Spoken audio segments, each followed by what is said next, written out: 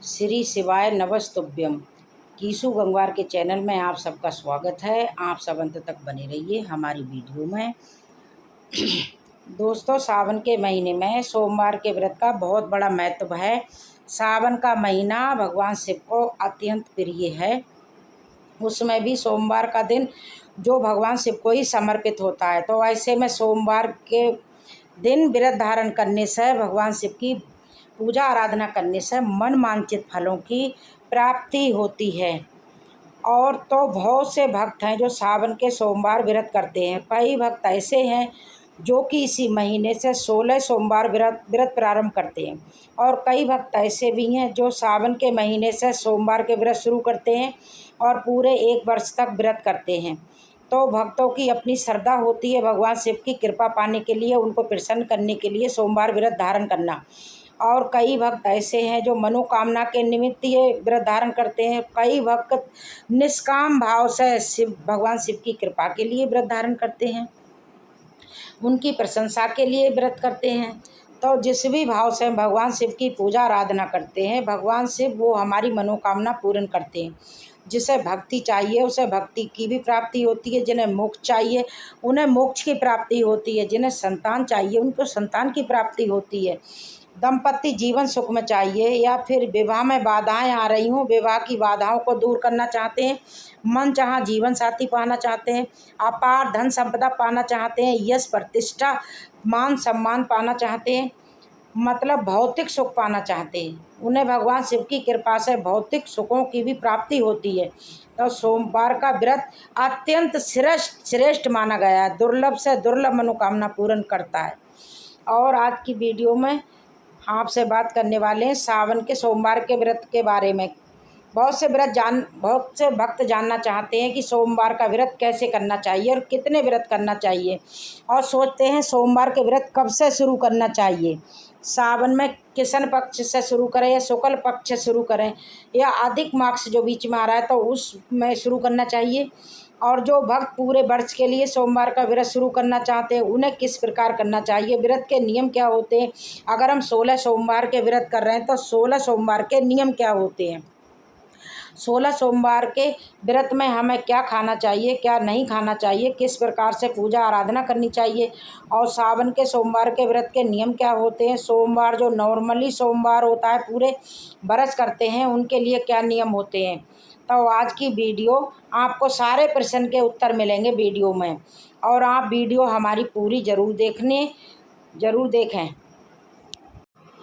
तो सबसे पहले बात करते हैं सावन मास कब से शुरू होगा, कब समाप्त होगा। तो देखिए, सावन का महीना 4 जुलाई से प्रारंभ होगा और समाप्त होगा 31 अगस्त को। तो इस बार लगभग 2 महीने के सावन होएगा। तो ऐसे में 2 महीने में 8 सोमवार आपको प्राप्त हो जाएंगे। तो पहला सोमवार प्राप्त हो रहा है आपको 10 जुलाई को, दूसरा 17 जुलाई को, तीसरा सोमवार 24 जुलाई को और चौथा सोमवार 31 जुलाई को प्राप्त होगा। 7 अगस्त को 5वां सोमवार, 14 अगस्त को 6ठा सोमवार और 21 अगस्त को 7वां सोमवार आपको सावन का मिलेगा। 28 अगस्त को 8वां सोमवार अंतिम सोमवार आपको मिलेगा। तो सावन मास में 8 सोमवार आपको प्राप्त हो रहे हैं। और हाँ, जैसे कि हम बता चुके हैं, इस बार अधिक मास लगेगा तो 1 महीना अधिक मास होगा। 18 जुलाई से अधिक मास प्रारंभ होगा और 16 अगस्त को अधिक मास समाप्त होगा। इस महीने के बीच में अधिक मास में 4 सोमवार आपको प्राप्त होंगे। और देखिए, 18 जुलाई से 16 अगस्त तक बीच में जो सोमवार हैं 4, वो अधिक मास के गिने जाएंगे। और 2 पहले के 10 जुलाई और 17 जुलाई के जो सोमवार हैं ये सावन के सोमवार, 21 अगस्त और 28 अगस्त के जो सोमवार हैं ये शुक्ल पक्ष का सावन का सोमवार होगा। अब देखिए, आप जानना चाहते हैं कि सिर्फ सावन के सोमवार करते हैं तो उन्हें 8 सोमवार करने चाहिए। करना तो 8 ही चाहिए आपको, क्योंकि देखिए सावन का महीना जितना महत्वपूर्ण होता है, अधिक मास उससे ज़्यादा महत्वपूर्ण होता है। तो सावन के महीना में अधिक मास लगता है, तो ऐसे में सावन का महत्व कई गुना बढ़ गया है। अधिक मास में भी करते हैं सोमवार व्रत तो बहुत ही महत्वपूर्ण होंगे जी। अगर अधिक मास में नहीं रहना चाहते हैं व्रत तो सिर्फ ऐसे में सावन सोमवार के ही कर सकते हैं। 10 जुलाई, 17 जुलाई, ये 2 सोमवार कर लिए, फिर 21 अगस्त और 28 अगस्त को कर लेंगे शुक्ल पक्ष के। अगर चाहें तो 4 सोमवार भी कर सकते हैं, कोई समस्या नहीं है। और 8 सोमवार करते हैं तो अत्यंत श्रेष्ठ होगा। और जो पूरे वर्ष के लिए सोमवार व्रत करना शुरू करना चाहते हैं तो सावन के पहले सोमवार से 10 जुलाई से अपना व्रत शुरू कर सकते हैं। और जो भक्त सिर्फ सावन के ही व्रत शुरू करते हैं तो वो भी 10 जुलाई से ही शुरू करना चाहिए उन्हें। बहुत से भक्त ऐसे हैं जो उन्हें 16 सोमवार के व्रत करना चाहते हैं। तो 16 सोमवार वालों को देखिए, पहले सावन का महीना बहुत महत्वपूर्ण होता है। तो सावन के महीने में शुक्ल पक्ष का समय हो या कृष्ण पक्ष का समय हो, वो उतना ही महत्वपूर्ण होता है। तो इसलिए सावन के सोमवार 16 सोमवार के व्रत हुए, आप कृष्ण पक्ष से शुरू कर सकते हैं। अधिक मार्क्स लग जाएगा तो अधिक मार्क्स के बाद आप नया व्रत शुरू नहीं कर पाते हैं। तो पहले ही सोमवार से आप 10 जुलाई से 16 सोमवार के व्रत शुरू कर लीजिए। अगर आप किसी कारण बस 16 सोमवार या सावन के सोमवार के व्रत नहीं शुरू कर पाते हैं तो 17 जुलाई से भी शुरू कर सकते हैं। अब बात करें सोमवार व्रत के नियम और पूजा विधि के बारे में, तो सावन के सोमवार के व्रत आप करते हैं या 16 सोमवार का व्रत करते हैं तो पूजा विधि उसी प्रकार से होती है।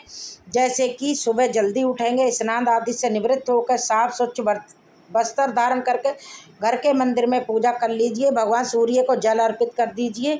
उसके बाद अगर आप घर के आसपास कहीं शिवालय है, भगवान जी का मंदिर है, तो वहाँ जाके भी विधि विधान से पूजा कर सकते हैं। जैसे कि बहुत से भक्त चाहते हैं कि हम मंदिर नहीं जा पाते हैं हर सोमवार को, तो क्या करें, तो आप घर में भी पूजा कर सकते हैं, कोई ऐसी समस्या नहीं है। जहाँ आप श्रद्धापूर्वक पूजा करते हैं वहीं आपको पूजा का पूरा संपूर्ण फल मिल जाता है। अगर मंदिर घर के आसपास है तो प्रयास करना चाहिए, मंदिर ज़रूर जाना चाहिए, नहीं है तो घर में ही पूजा कर लेनी चाहिए।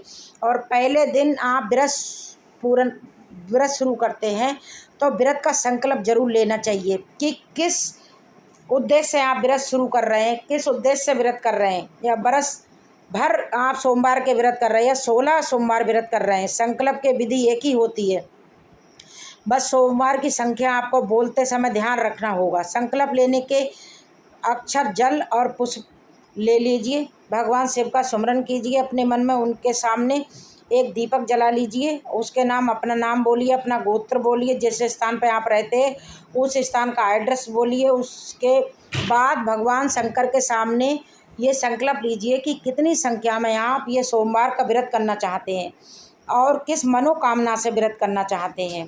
संकल्प लेने के बाद भगवान शिव से प्रार्थना कीजिए कि हे भगवान, हे भोलेनाथ, हमारा व्रत पूर्ण करें और हमारे व्रत में कोई बाधा नहीं आए। हम पे भूल चूक हो जाती है तो हमें भूल चूक को माफ़ करना हमारी, और संपूर्ण फल की प्राप्ति होए।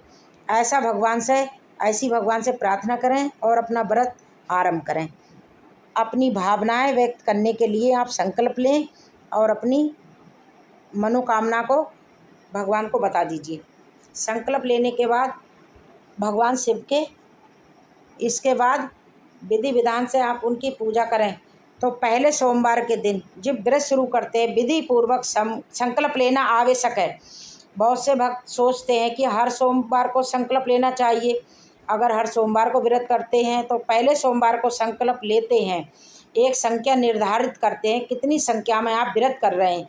लेकिन हर सोमवार को जब व्रत करेंगे तो कम से कम मानसिक रूप से ही सही अपने मन में संकल्प लेना चाहिए कि आज मेरा सोमवार का व्रत है, तो हे भोलेनाथ, आप मेरे व्रत को पूरा करने में मेरे व्रत में मदद करिए। तो हर सोमवार को आप मानसिक तरह से आप संकल्प ले सकते हैं, संख्या नहीं बोलनी होती है। हर बार के सोमवार में आप इतना ही बोलना होता है कि भगवान भोलेनाथ, आज मेरा व्रत है, आज मुझ पर कृपा करें और आज मेरा व्रत पूर्ण हो जाए। तो हर बार एक ऐसे मानसिक रूप से विधि विधान से जो संकल्प लिया जाता है, अक्षत जल और पुष्प लेकर पहले सोमवार को ही लिया जाता है। बाकी के सोमवार में सिर्फ जल लेकर संकल्प कर सकते हैं, हाथ जोड़ के भी संकल्प कर सकते हैं, मन ही मन भी संकल्प कर सकते हैं। लेकिन संकल्प आवश्यक है, क्योंकि बिना संकल्प के आपका व्रत का संपूर्ण फल आपको नहीं मिलता है। तो हर सोमवार को संकल्प जरूर लीजिए। अब बात करते हैं व्रत में क्या खाना चाहिए और क्या नहीं खाना चाहिए। जैसे कि बहुत से भक्त जानना चाहते हैं कि 16 सोमवार के व्रत में हमें निर्जल ही रहना चाहिए। नहीं, आप निर्जल रहने में सक्षम हैं तो बिल्कुल निर्जल रह सकते हैं। अगर निर्जल नहीं रह पाते हैं तो आप जलाहार के द्वारा, फलाहार के द्वारा भी व्रत कर सकते हैं। तो व्रत किस प्रकार से रखना है ये पूरी तरह से आपकी इच्छा पर निर्भर करता है। तो सावन के सोमवार को या 16 सोमवार के व्रत हों या 16 या वर्ष भर के सोमवार के व्रत हों, अपनी फलाहार या जलाहार के द्वारा भी व्रत कर सकते हैं। तो निर्जल रहना आवश्यक नहीं है, ये अपनी इच्छा पर निर्भर करता है। और बात करें इस व्रत में क्या खाना चाहिए, तो आपको फलाहार कर सकते हैं, कोई सा भी फल खा सकते हैं, जूस पी सकते हैं, फलों का रस पी सकते हैं, चाय पी सकते हैं, जल पी सकते हैं। देखिए, सोमवार का व्रत दिन भर का व्रत होता है, सूर्य उदय से सूर्यास्त तक। दिन भर में आप जो भी फल जल लेना चाहते हैं वो ले सकते हैं। और शाम के समय प्रदोष काल में विधि विधान से भगवान शिव की पूजा आराधना करके जो भी उन्हें प्रसाद अर्पित करते हैं वही आप प्रसाद स्वरूप अपना व्रत खोल सकते हैं। मीठा भोजन भी कर सकते हैं। सोमवार के व्रत में मीठा भोजन ही किया जाता है, नमक का सेवन नहीं करना चाहिए। लेकिन बहुत से भक्त चाहते हैं कि हम सेंधा नमक शाम के समय खा सकते हैं। ये व्रत के नियम तो हमारे अपने नहीं हैं, जो आप शास्त्रों के अनुसार है तो नमक नहीं खाना चाहिए। बाकी आपकी इच्छा है, आप स्वस्थ नहीं हैं तो आप नमक के बिना रह नहीं सकते हैं, तो ऐसे में आप नमक का सेवन कर सकते हैं। भगवान शिव से प्रार्थना करके उनकी आज्ञा लेके ले सकते हैं, कोई समस्या नहीं है। अगर आप मीठे से आप व्रत रखते हैं तो अति उत्तम है। लेकिन आप अगर 16 सोमवार कर रहे हैं तब आपके नियम क्या होंगे, तो आप देखिए, पूजा बिल्कुल उसी प्रकार की जाती है। भगवान शिव का कोई भी व्रत हो, सोमवार का व्रत हो, 16 सोमवार का व्रत हो, मानसिक शिवरात्रि हो, त्रयोदशी हो, भगवान भोलेनाथ की विधि एक ही होती है। पूजा की जल अभिषेक करना होता है। फिर उनकी प्रिय वस्तु होती हैं भांग, धतूरा, बेल पत्र, अक्षय, जे भस्म आदि सब भगवान शिव को अर्पित की जाती हैं। मंत्र जप किया जाता है, ये सब एक ही तरह से किया जाता है। सुबह और शाम दोनों टाइम भगवान शिव की पूजा की जाती है। लेकिन 16 सोमवार के व्रत में एक विशेष नियम होता है। शाम के समय सुबह की पूजा तो उसी तरह की जाएगी, मगर शाम के समय हम भगवान को अर्पित करने के लिए भोग बनाते हैं, प्रसाद बनाते हैं। आप चाहें तो आटे की पंजीरी बना सकते हैं, चाहें तो खीर बना सकते हैं, चाहें तो सफ़ेद मिठाई रख सकते हैं, चाहें तो फल अर्पित कर सकते हैं। तो अपनी इच्छा के अनुसार, अपने सामर्थ्य के अनुसार कोई भी वस्तु भोग स्वरूप अर्पित करते हैं। तो उस भोग में से 3 हिस्से किए जाते हैं। 2 हिस्से भगवान शिव को समर्पित हो जाते हैं और एक हिस्सा आप पूजा समाप्त करने के बाद वो व्रत जो प्रसाद आपने अर्पण किया है, तीसरा भाग उसको आप खा सकते हैं और आप अपना उससे व्रत खोल सकते हैं। बहुत से भक्त चाहते हैं जो 2 हिस्से भगवान शिव को समर्पित करते हैं, तो उसका क्या करना चाहिए। तो जो 2 हिस्से आपने भगवान शिव को अर्पित करे हैं उनमें से एक भाग ब्राह्मण को दान करना चाहिए। अगर ब्राह्मण नहीं मिलता है तो ऐसे में क्या करेंगे, तो ऐसी स्थिति में आप उस हिस्से को किसी गाय को खिला दीजिए और एक हिस्सा बच जाता है वो अपने परिवार में आप बांट सकते हैं और तीसरा हिस्सा आप स्वयं पा सकते हैं। और बहुत से भक्त चाहते हैं हम भोग में क्या लगाएं, क्या हम अलग अलग भोग लगा सकते हैं या फिर हम एक ही भोग लगा सकते हैं।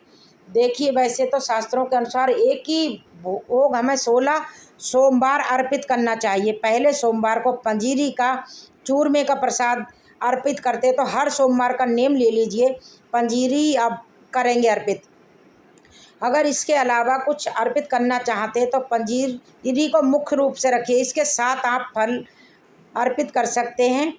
लेकिन हर सोमवार को पंजीरी आपको पहले सोमवार को अर्पित कीजिए, वो मुख्य रूप से होनी चाहिए।